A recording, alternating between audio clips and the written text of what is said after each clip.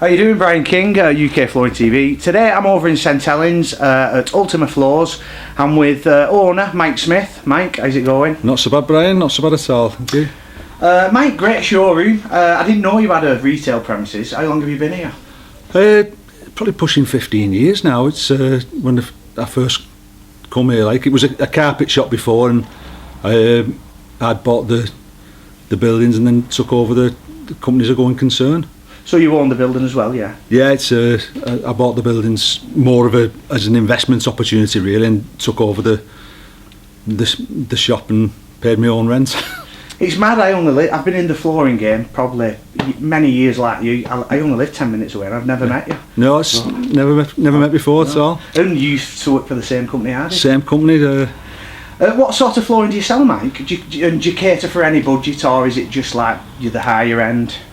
It's, I'd say mid-range, probably from 12 quid a metre up to 35 quid a metre on the carpet wise. Laminates, you know, again, mid to top end on the laminates. And the LVTs, the full spectrum of LVTs and whatever commercial work I do. So you do commercial as well as domestic, yeah? Commercial as well as domestic. Commercial was originally me forte, and I got into domestic from being a commercial fitter. So it's I did it the opposite way around to what a lot of people seem to do. But same with me. I did the exact same. Yeah. What manufacturers do you tend to sell most of? Quick step on the laminates, Bolterio. Just getting into Chronotex now and Swiss Chrono on laminate side. Project floors on the LVTs. Quick Step Living, Candine. Carpets mainly Comar. I like my Comar stuff. It's a good all round. Nice to fit. Nice to fit. It's mainly Comar. You know, I think we've got every Comar product in, and you know I've been doing AWs. Do a bit of Magnificus and the Invictus range. You know, the really thick stuff in the Invictus that goes well for us. I've even noticed a couple of Ulster stands. Yeah, we've a bit of Ulster there. It's not a massive seller for us, and I'm on one here, but it's nice. It's you've got to have it for the old ladies who come in and buy a bit of Ulster. Yeah. Who works at Ultima Floors? There's myself, my daughter, and my son. There's the three of us. So we get, if I get a bit too pulled out, I've got a couple of mates who are subbies, and they'll come in and give us a lift out as and when needed, really.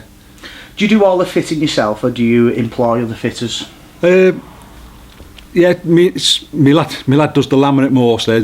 He'll do as much as I can get him to do, and I do what I have to do when it comes in. It's one of them things. I'd like have a clone of myself where I could be out fitting all the time and be in the shop all the time selling to customers when the customers come in, but you can't have a clone, so yeah. You've got to make the best of what you've got, which is my talents at outfitting, really. What type of flooring do you actually fit, Mike? I fit everything. As I said, I'm a commercial floor labour trade, so safety floors, Polyfloor XL, Lino, and that's me bread and butter. Tiling, LVT, laminate, carpets. Carpets are probably, well, they were me weaker. I come into carpet fitting late on in life, but I now do as much carpet as anything else really now. So really across the board, you do everything? Across the board, yeah. Mike, we all know you from the flooring groups on social media. You're a bit of a lively character on there. What are your views on these groups and forums, Mike? What do you think about them? I think they're great, to be honest. I do. I enjoy going on and having a bit of banter with lads, and I don't take it too serious. It's the trade. I don't take the trade too serious, to be honest. To me, it's at the end of the day, it's floor covering, and that's what I say to people. At the end of the day, it's just a job. It's a bit of carpet, isn't it? And cushion floor carpet. It's not life and death. It's nothing serious. You know what I mean? Yeah. I don't lose no sleep over it, and I just come in work and go home and get my money, and that's it. That's about as much as I do. What are your views on training, Mike, and training centres? my honest view is a mixed bag. I think they've done a lot of harm with. For me, it takes 10,000 hours to learn a trade, 4 years, 5 years, and I think the training centres try to condense that a little bit too much into, you know, a 2 or 3 day course or a couple of weeks course. The good for honing your skills, you know, if you want to go, you know, go on a course and get better at what you're doing, but I don't think you can beat on-site experience, and I think it's got to be 4 or 5 years. I mean, don't get me wrong, I've learnt a lot myself over what the lads who've been on courses have posted, and I've looked at how they've done things and how they do things, but it's my experience to get into that point. I've been able to take away from what they've shown what they can do, you know, like bending planks and sewing bull noses and things like that. You've got to have, you know, you've got to have an idea of how the trade works, and get that experience before, you know, rather than just go on a couple of day course and say you're an LVT fitter or a floor layer. Yeah. I think it comes down to knowing the limitations of the products, what you use, and knowing what you can and can't get away with in certain situations. That's a massive, you know, not just being stuck with, no, you can't do that, that's wrong. You've got to know, well, I might be able to do that, or I've done that before and got away with it, I've done that before and it's worked. You know, I don't need to do this, I don't need to do that. And that's, you only learn that. You can't be taught it, you've got to work it out yourself. Yeah. Looking at your pictures on social media, Mike, you like to use Ardex and a lot. Why do you think it's such a great product?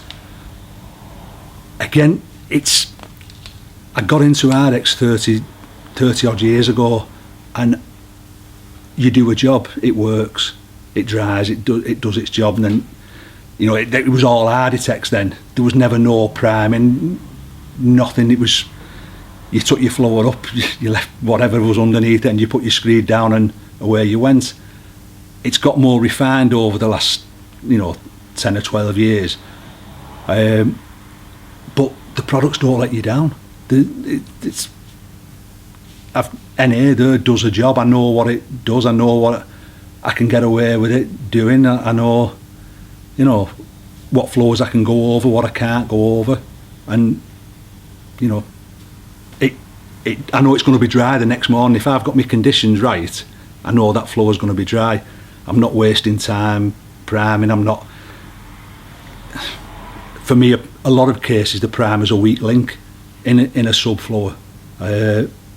There's times when I do prime. There's times when I damp down. There's times when I, mix liquid with water and whatever and prime it over the subfloor. But 9 times out of 10, I uplift, do what I've got to do, and put the stuff down, and it's dry the next day, and it doesn't fail.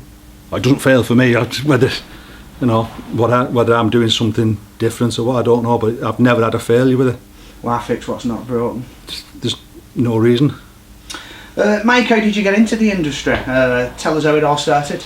I just finished my A-levels and I was working in a pub, and I seen a bloke. He was taking vinyl tiles up in the toilets with a gas gun, and I loved the smell of the burnt adhesive. I thought, hey, I don't want to be a theoretical physicist anymore, I want to do flooring. The woman in the job centre rung me up and said, there's a job going in the building industry, as a floor layer, would you want to come down and have an interview? Went down and had an interview, and I was handed to be picked up where I lived, so I got the job. That was as simple as it was. I wanted to be a postman. Yeah. Didn't get stuck on, so I got a flooring job. Got a flooring job. You just drift into it. I don't know. I don't think anybody's, or I've never met anybody who said, hey, I want to be a floor layer from a young age. They fall into it, or yeah. the parents do it at the friend. Yeah, somebody in pub or something like that. Yeah. How's the industry changed since you started, Mike? It's massively, Brian. I think one of the major things is everything's subcontract now. When I started, I started working for a big firm, and everybody was employed, and you got a daily wage, a weekly wage, or you was on a price for doing the job. That's all changed now. It was more, it's become a superstar industry now, where people want ridiculous amounts of money for a day's wage, and you have to, you're working longer hours, and you're working harder, working more weekends. I don't know, then it was, you did a job, you left the house at 7:30, come home at 4:30, and that was it. I mean, when I started as a floor layer, I had a little tool bag with a couple of knives, a trowel, hammer, a few bits and bobs, about 50 quid's worth of tools. Now, you need a transit for move your all your tools, thousands of pounds worth. It's, but that's all we had. We used to have little tote boxes with a few bits and bobs in, and that was it. And you'd go on massive jobs for months and months at a time with a little tiny box of tools. And same like we was on about earlier on with the screening. When I started off, it was blue or green bag, mixed it with a stick. Yeah. Didn't have grinders. No. Carborundum stone. No. And that was it. And you think some of the, like where I served my time, some of the size of the jobs what we did, and you'd mix hundreds and hundreds of bags with a stick, 2 buckets on the go at the time, and nothing. There was about 4 different adhesives. Yeah. F3, F44, double stick, and that was in there, everything, or lino, linoleum paste. Lino paste, and that was, that was all there was. Yeah. It has changed massively, and whether it's for the better or for the worst is up for debate, really. Yeah. What do you most like about the flooring industry, Mike? It's probably the hardest question, that one, because at the minute there's not too much to like, because we get scores from we get scores by the customer, we get scores by the manufacturers, the distributors. We're small people, as shops, as fitters, as whatever, dealing against massive corporations, and they're never wrong, we're always in the wrong. Don't forget, we make it legal. We make it, it's the stuff we do what pulls them out, what we find, the weaknesses in their products and make them right, and they don't give us the recognition what we deserve. So I don't like that side of it, how the end user's my customer, but the manufacturer or the distributor treats that end user as their customer, and us as middlemen, as the shop, or the fitters and whatever, we don't get no real recognition. We just get punished by both sides. So my next question was, what do you least like about the industry? So same answer. It more or less covers the same thing. I could probably give about another 40 or 50 descriptions, really, of little bits and bobs. Builders,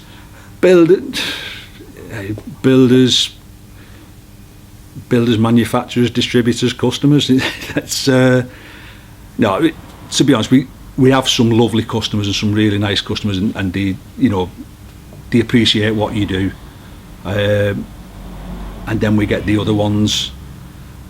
I hate the people who just come in and take a photo of your samples and then disappear and get it elsewhere off the internet or whatever. People coming in, you spend time with them and then they go out and again just go on the internet, and we can't compete with some of these. Being a shop and having the overheads, we can't compete with somebody who's working from home and buying, and selling at the same price as what we're buying for. Lastly, Mike, have you anything new coming from Ultima Floors or yourself? Like, you going on any training courses or anything? I've a couple of ideas. I've got to move to some kind of different future, because I think the shop as we've known it for the last 40 or 50 years, the high street, I don't think that's going to continue in the shape as it used to be. I don't know if that makes sense to you. No, I know exactly what you mean. I think so. Somewhere we've got to. There'll always be a place for shops, but it's not as busy it's as not it was. it's not as it used to be. People just don't go to the shop and come in, buy the carpet and go. There's, they're getting more and more internet based. Well, it's same with everything, clothes, everything's more internet. So whether I'll go a bit away from the industry and look into doing something else over the next few years as a business, I don't know yet. I don't know. I've not really decided. It's all I've known from being 16. So it's hard to change it at this time. I've got my son and my daughter in it, so whatever I do I've got to involve them as well, because they're here doing this. But whether it'll stay, whether we'll move more towards the hard floor than carpets, who knows? It's a funny time at the moment. It's with what people buy for floor coverings in the home, it's gone. I've watched it go. A lot of carpet, then a lot of laminate, then a lot of LVT, and it goes in phases. There's nothing to say if we have a hard winter now, carpet might be popular next year. Yeah. If we have a wet winter, they'll go more to LVT. It's as fickle as that sometimes with what you buy. So, Yeah. Anyway, Mike, great finally meeting you. Yeah, Thanks it's nice meeting you. I think I've rambled a bit there. No, spot on, brilliant. Thanks. Nice. Cheers. Cheers, Brian.